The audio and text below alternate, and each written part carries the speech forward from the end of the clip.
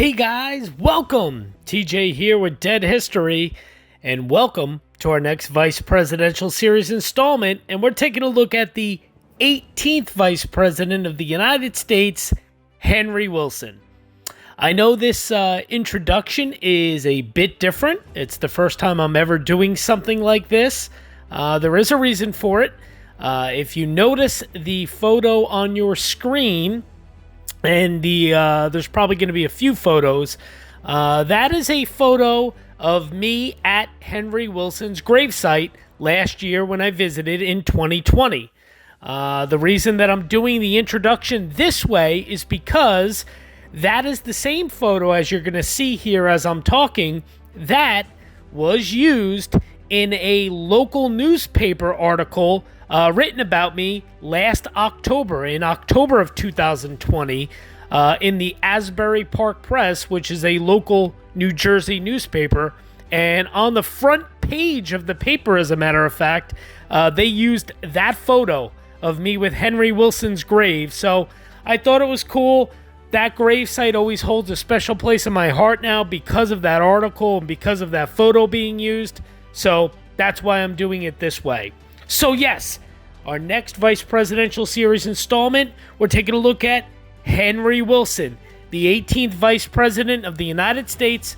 Some cool things to tell you about Henry Wilson, but of course first, before we get into him, what I need everybody to do is hit subscribe down below, leave us a like and a thumbs up, leave all those comments and questions. We love those. We love getting those comments and questions from all our subscribers. And of course, hit that little notification bell so you can be notified when we do release a new video. And like Henry would always say, if he was here right now, he would tell you that is every single week we put out a new video. So be sure to hit that notification bell. So here we go. We're going to take a look at the 18th Vice President of the United States in this next Vice Presidential Series installment. Henry Wilson is the topic and the subject today. And this is Dead History.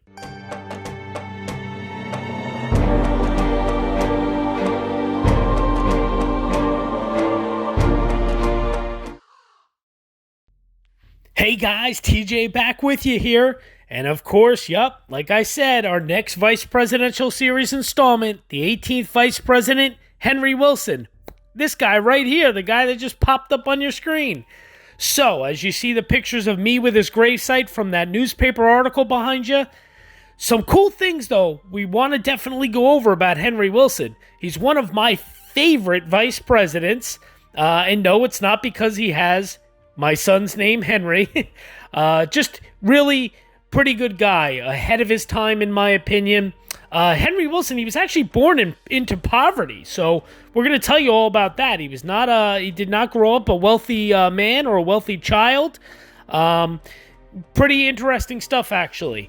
Henry Wilson also, he was big as far as anti-slavery movements went, and he was even ahead of his time as far as women's rights and that sort of thing went, especially for back in his time. He was definitely an equal rights activist. There is no doubt. And we're going to get into all those awesome facts. He, of course, was the vice president under President Ulysses S. Grant. We're going to tell you all about it. And he was a vice president who actually died in office. Yeah, we're going to get into all that as well. So lots of cool things to tell you about Henry Wilson. Really looking forward to it. But first, of course, you did all the likes, did the subscribes, did the comments, questions, all of it. If Henry was here, he would tell you, you gotta go get it.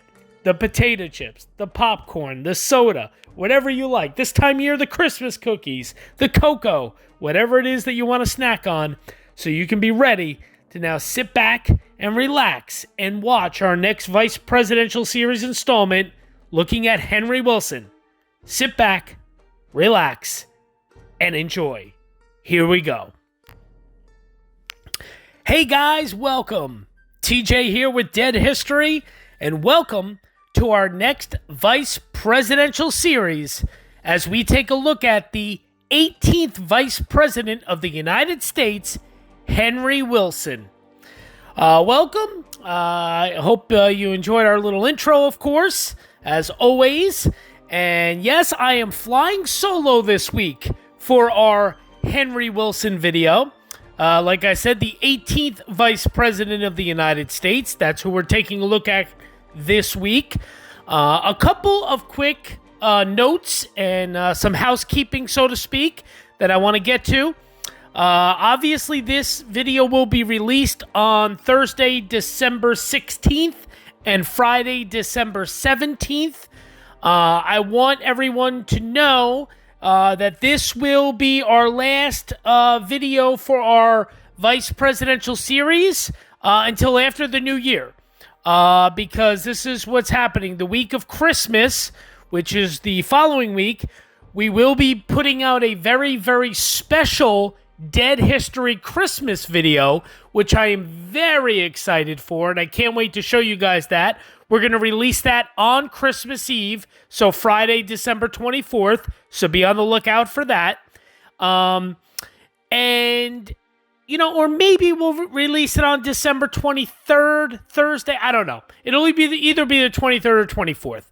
However, excited about that. So we are not going to be doing a Vice Presidential video next week.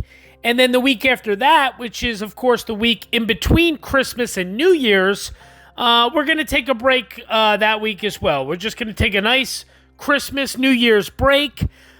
This is the first Christmas holiday and New Year holiday without my father around. So, you know, I really just want to concentrate on spending time with my mother and, of course, my son Henry, and family and friends, and, you know, I want to concentrate on that stuff. Plus, I know all of you guys watching, all of my wonderful subscribers and viewers, you guys are doing stuff with your families and friends and loved ones. So, I'm sure nobody really has the time to watch, you know, two 45-minute long videos about a vice president. So, we're just going to take a little winter break, and then we will return back the very first week of January. So this week, Vice President Series Henry Wilson.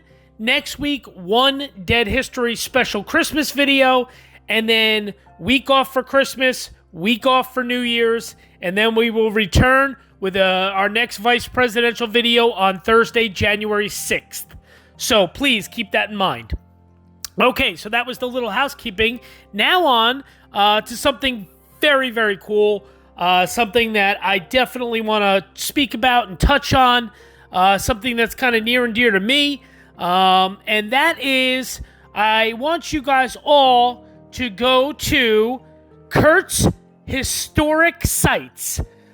So basically, my good friend Kurt Dion, who anybody in the grave hunting and history sites and that sort of thing, you know, in that realm of that hobby and such, in that world. Most of you probably know who Kurt Dion is, better known as KD Grave Hunter on Instagram, of course. Kurt is a wonderful historian, somebody who, you know, he's a real good guy. I started speaking to Kurt almost a year ago now regarding this hobby of grave hunting. And Kurt's the original. I always joke with him and say he's the OG. He's the legend as far as grave hunting goes. He's an extremely highly intelligent man, a good friend, and somebody that helps me out an awful lot. He gives me a lot of knowledge when it comes to graves and historical perspectives, and I really appreciate him. Good guy. And he finally got his brand new, revamped, redone website up and running.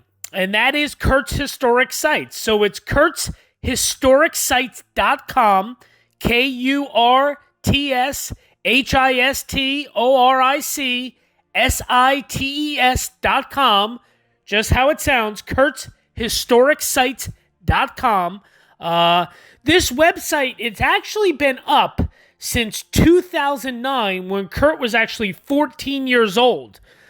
This what you guys are going to see, what you're seeing screenshots right now of on your screen, this is a total relaunch of his website. Right now, currently on the website, there is only a few pages. a few pages up. Actually, the George Washington page is just recently up. Kurt just finished the George Washington page, which, do yourselves a favor, go to his site and read and look at the George Washington page. It is tremendous. Kurt did that all himself. He wrote all that, and he did a wonderful, wonderful, wonderful job with it. Really, really cool stuff. You definitely have to go take a look. I think you guys will really, really enjoy it. But the George Washington page, like I said, is just recently up, which is a very, very cool fact.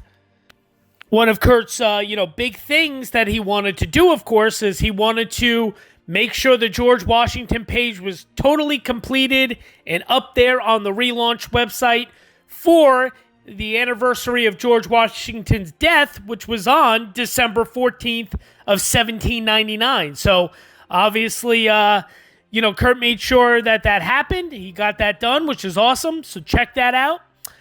Kurt, just so everyone knows, he plans on adding the rest of the presidents next.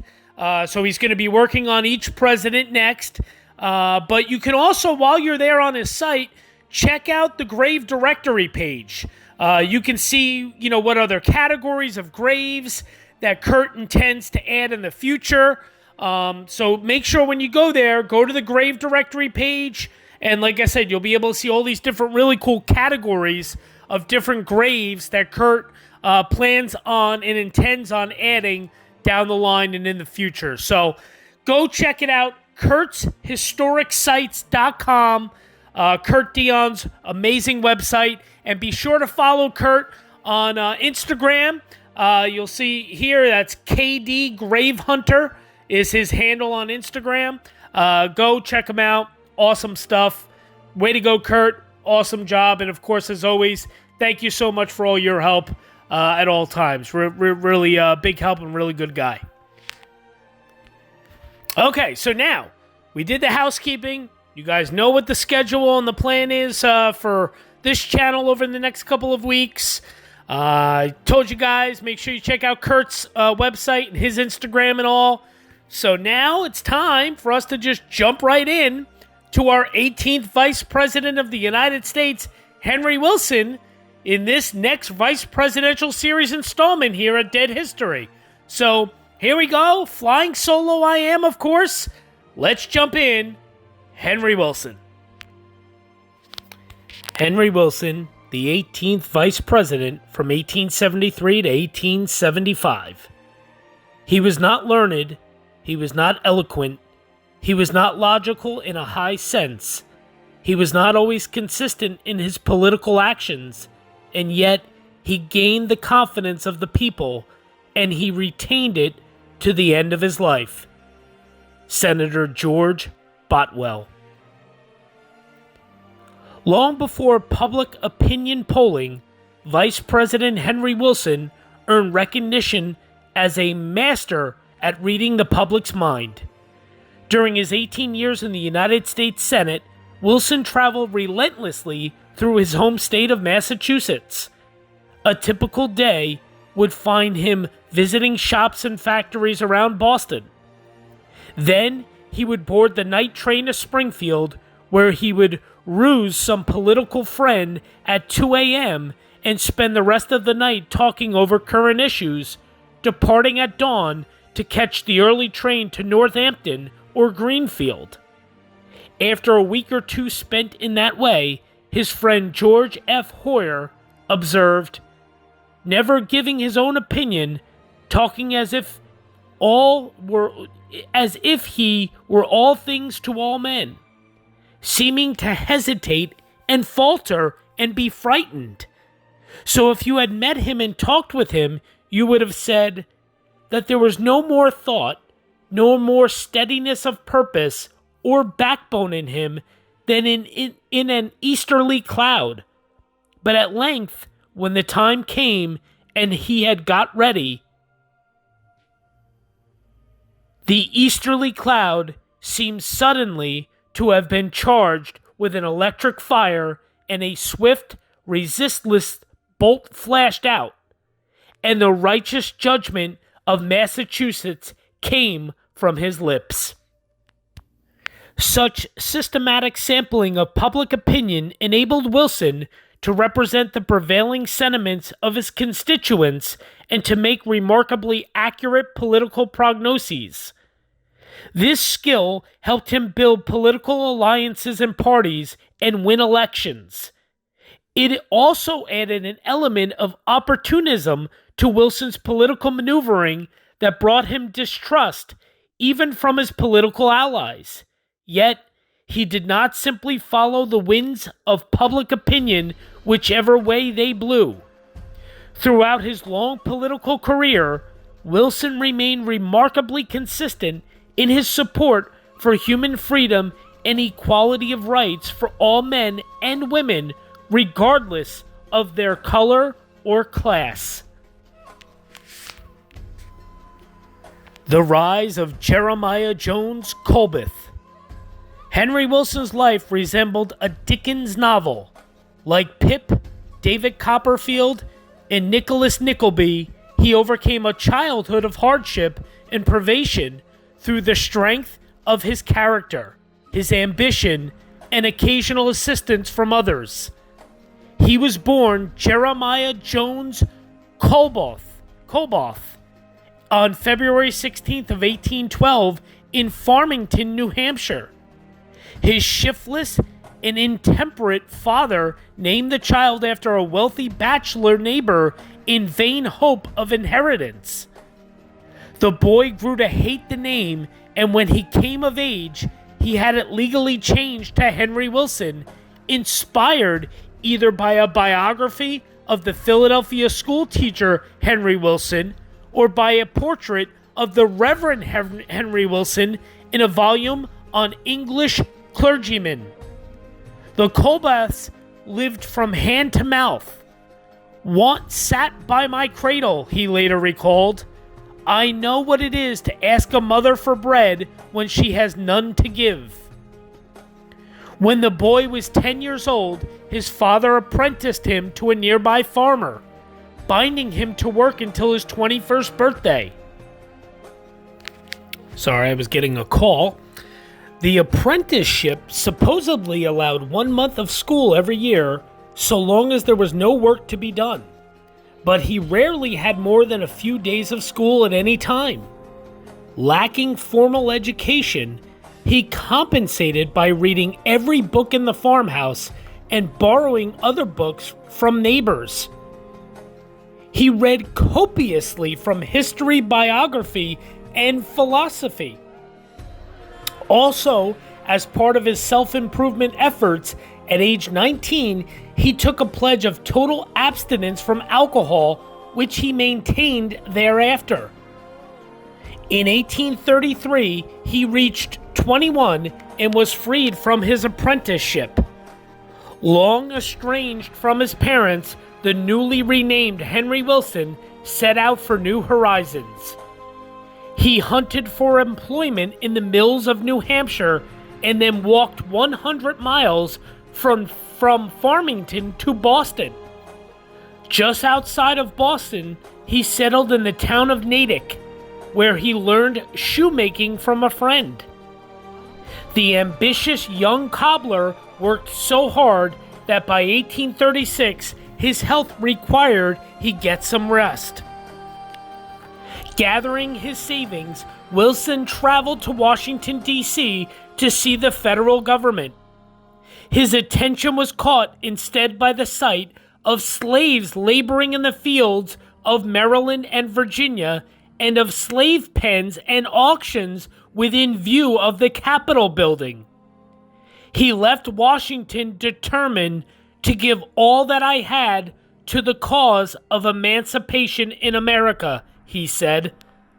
Wilson committed himself to the anti-slavery movement and years later took pride in introducing the legislation in Congress that ended slavery in the District of Columbia. Home from his journey, he enrolled briefly in 3 academies and then taught school for a year, falling in love with one of his students, HARRIET MALVINA HOWE. They were married 3 years later in 1840 when she turned 16. From shoemaker to politician. Although he harbored political aspirations, Wilson returned to the shoemaking business. Even during the economic recession that swept the country in the late 1830s, he prospered. Abandoning the cobbler's bench himself, he hired contract laborers and supervised their work, vastly increasing his production. As a factory owner, Wilson was able to build a handsome house for his family and to devote his attention more fully to civic affairs. An active member of the Natick Debating Society, Wilson became swept up in the leading reform issues of his day: temperance, educational reform, and anti-slavery, and these in turn shaped his politics. Although the Democratic Party in Massachusetts appealed to workers and small businessmen like Wilson, he was drawn instead to the more upper-crust Whig Party because it embraced the social reforms that he supported. At a time when the Whigs were seeking to expand their political base, Wilson's working-class background and image as the Natick cobbler appealed to the party. During the 1830s and 1840s, the Whigs ran him repeatedly for the state legislature, and he won seats in its upper and lower houses. Unlike many Whigs, Wilson mingled easily in the state's factories and saloons. He gathered political lieutenants around the state and invested some of his shoemaking earnings in the Boston Republican, which he edited from 1848 to 1851. He also joined the Natick militia, rising to brigadier general and proudly claiming the title General Wilson through the rest of his long political career. As a self-made man, Henry Wilson felt contempt for aristocrats, whether Boston Brahmins or Southern planters. I, for one, don't want the endorsement of the best society in Boston until I am dead, he once declared, for it endorses everything that is dead. He reserved even greater contempt for aristocratic Southerners who lived off the labor of their slaves, swearing that slavery must be ended. Freedom and slavery are now arrayed against each other, he declared. We must destroy slavery or it will destroy liberty. Although the Whigs promoted numerous reforms, as a national party, they included many Southerners who supported slavery. In Massachusetts, the party split between Cotton Whigs with political and economic ties between the New England cotton mills and the Southern cotton plantations, and the conscious Whigs, who placed freedom ahead of patronage and profits. Sensing the changing tides of public opinion, Wilson predicted that if anti-slavery supporters in all the old parties could bind together to form a new party, they could sweep the northern elections and displace Southerners from power in Washington. In 1848, he abandoned the Whigs for the new Free Soil Party, which nominated Martin Van Buren for president on an anti-slavery platform. A residue of distrust. The Free Soil Party proved to be premature. Wary voters defeated Wilson in his campaigns as the Free Soil candidate for the U.S. House of Representatives in 1852 and governor in 1853. Sadly disappointed in 1853 at the defeat of a new state constitution for which he had labored long and hard, Wilson responded by secretly joining the Order of the Star-Spangled Banner, also known as the American or Know Nothing Party, an anti-Catholic and anti-immigrant nativist movement. Given the collapse of the established parties, the Know-Nothings flourished briefly, offering Wilson an unsavory opportunity to promote his personal ambitions, despite the party's conflict with his political ideals of racial and religious equality. At the same time, Wilson called for the creation of one great Republican Party in opposition to the Kansas-Nebraska Act, which threatened to open the Western territories to slavery. In 1854, he ran as the Republican candidate for governor, but his strange maneuvering during and after the campaign convinced many Republicans that Wilson had sold them out by throwing the gubernatorial election to the Know-Nothings in return for being elected a U.S. Senator by the Know-Nothings in the Massachusetts legislature with the aid of Free Soilers and Democrats.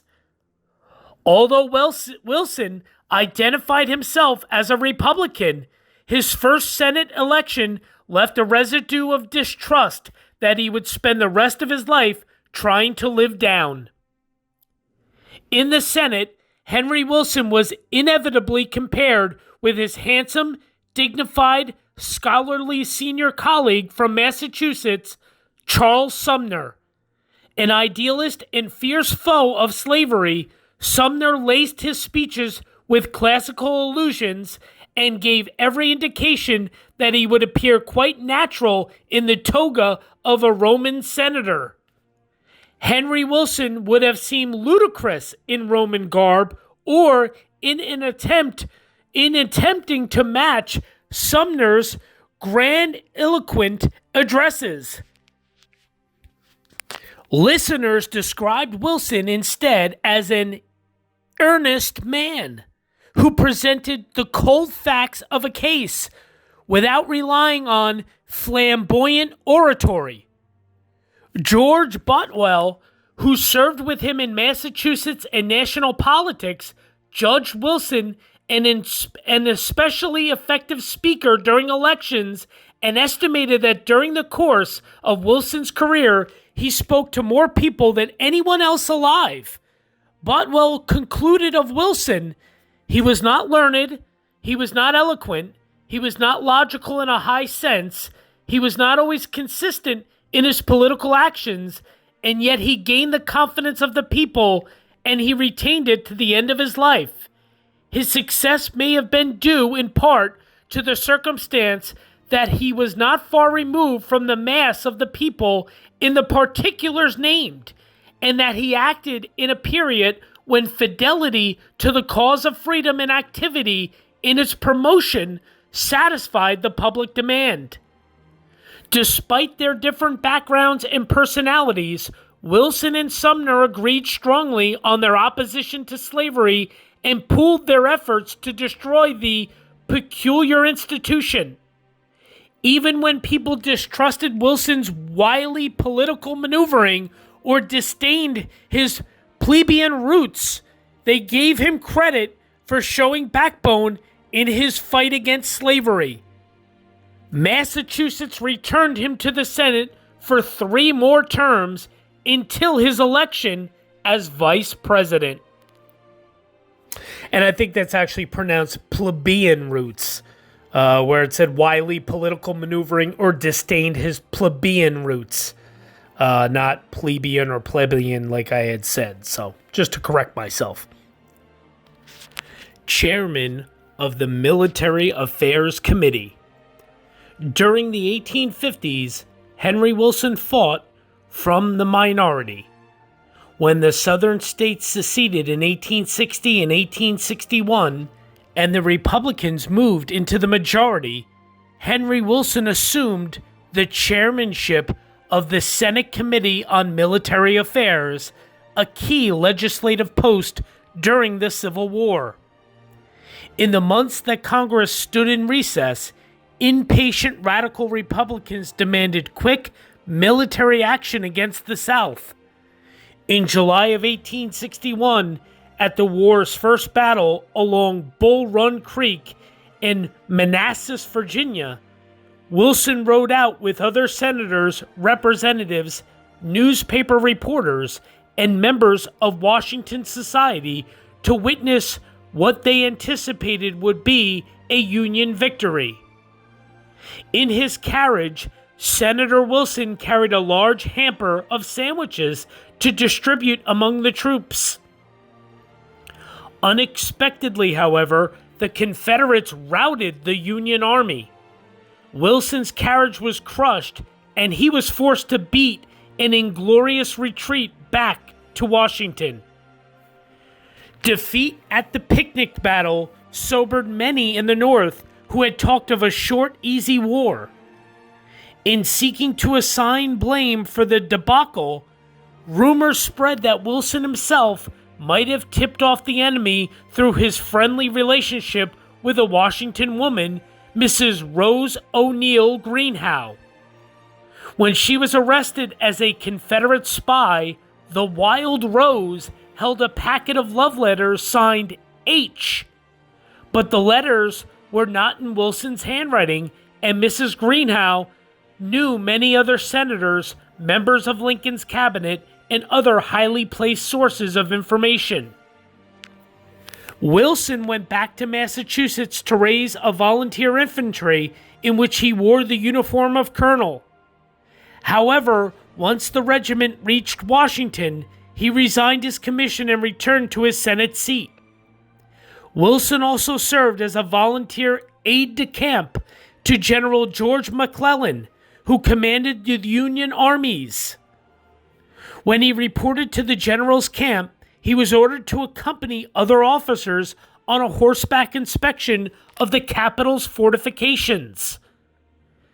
As the Boston newspaper correspondent Benjamin Perley Poor observed, unaccustomed to horsemanship, the ride of 30 miles was too much for the senator, who kept his bed for a week and then resigned his staff position. Still, this brief association made Wilson more sympathetic to McClellan than were other radical Republicans in Congress. The Radicals established a joint committee on the conduct of the war, in part to bypass Wilson's Military Affairs Committee in scrutinizing and attacking the various officers of the Union Army. Wilson at first defended the Army, arguing that Democratic generals were opposed to the Republican administration but not to the war. Over time, he grew disheartened by the protracted war and impatient McClellan's overly cautious military tactics. However, he made it a point as committee chair to avoid public criticism of the military operations of any general. So I think I'm actually going to leave off here in part one. That covers a lot of the early life and such of Wilson. I do want to leave, some meat on the bone, so to speak, for part two. Of course, going over his vice presidency and such. Just a couple other quick things I want to mention about Wilson in his early life. Of course, as I said, Henry Wilson was born in Farmington, New Hampshire on February 16th of 1812, one of several children born to Winthrop and Abigail Witham Colbath. His father named him Jeremiah Jones Colbath, after a wealthy neighbor who was a childless bachelor, vainly hoping that this gesture might result in an inheritance. Winthrop Colbath was a militia veteran of the War of 1812 who worked as a day laborer and hired himself out to local farms and businesses, in addition to occasionally running a sawmill. The Colbath family was impoverished, and after a brief elementary education, at the age of 10, Wilson was indentured to a neighboring farmer, where he worked as a laborer for the next 10 years. During this time, two neighbors gave him books, and Wilson enhanced his meager education by reading extensively on English history, American history, and biographies of famous historical figures. At the end of his service, he was given 6 sheep and a yoke of oxen. Wilson immediately sold his animals for $85, which is the equivalent of about $2,200 in today's money, which was the first money he had earned during his indenture. Wilson apparently did not like his birth name, though the reasons given vary. Some sources indicate that he was not close to his family or disliked his name because of his father's supposed intemperance and modest financial circumstances. Others indicate that he was called Jed and Jerry and disliked the nickname so much that he resolved to change his name. Whatever the reason, when he did turn 21, he successfully petitioned the New Hampshire General Court to legally change it. He chose the name Henry Wilson, inspired either by a biography of a Philadelphia teacher or a portrait from a book on English clergymen. So there you go. After trying and failing to find work in New Hampshire in 1833, Wilson walked more than 100 miles to Natick, Massachusetts, seeking employment or a trade. Having met William P. Legro, a shoemaker who was willing to train him, Wilson hired himself out for 5 months to learn to make leather shoes called brogans. Wilson learned the trade in a few weeks, bought out his unemployment contract for $15, and opened his own shop, intending to save enough money to study law. Wilson had success as a shoemaker and was able to save several $100s in a relatively short time. This success gave rise to legends about Wilson's skill. According to one story that grew with retelling, he once attempted to make 100 pairs of shoes without sleeping and fell asleep with the 100th pair in his hand.